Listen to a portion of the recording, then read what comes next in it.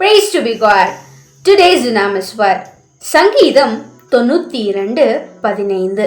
அவர்கள் முதிர் வயதிலும் கனி தந்து புஷ்டியும் பசுமையுமாயிருப்பார்கள். இந்த வசனம் நீதிமான்களாக நம்மை தான் குறிக்கிறது. ஏன் கர்த்தர் நமக்கு அந்த ஆசீர்வாதத்தை கொடுத்திருக்கிறார்னா, கர்த்தர் தான் உத்தமர் என்றும் நம் கண்மலையாகிய அவரிடத்துல அநீதி ஒன்றுமே இல்லை என்று புறஜாதியார்கள் விளங்கும்படிதான் அவர் நம்மை ஆசீர்வதித்து பசுமையாய் வைத்திருக்கிறார். சத்துருக்கள் எல்லாம் நம்ம விழுந்துருவோம், நம்ம நாசமா போயிடுவோம்னு நம்மை எதிர்பார்த்து காத்திருந்திருப்பாங்க. ஆனா கர்த்தர் நமக்கு துணை நின்று அவனுடைய சிந்தனைகளை எல்லாம் அதமாக்கி போட்டு கர்த்தர் நம்மை ஆசீர்வதித்து வைத்திருக்கிறார்.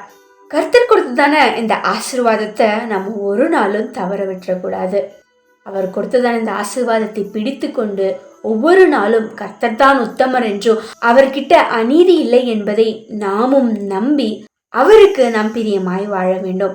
அப்பொழுது நம்ம எந்த சூழ்நிலையிலும் முதிர் வயதானாலும் அவருக்கு கனி கொடுத்து புஷ்டியும் பசுமையுமாய் வாழ அவர் நமக்கு கிருபை செய்வார். இவ்வளவு நாளும் நம்ம சோர்ந்து போய் சத்ருவினால நம்ம முடங்கி கிடந்தோன்னா இன்றைக்கு இந்த வார்த்தையை அனுப்பி அவர் நம்மை தேற்றுகிறார். நான் உன் கூடவே தான் இருக்கிறேன், உன்னை விட்டு விலகலன்னு சொல்லி அவர் நமக்கு வாக்கு கொடுக்கிறார். ஆகவே இந்த வார்த்தையை பிடித்து கொண்டு முன்னேறி செல்வோம். ஜெபிப்போம். எங்கள் கண்மலையாகிய கர்த்தாவே, நீங்க எங்களை ஆசீர்வதித்து வைத்திருக்கிறீங்க.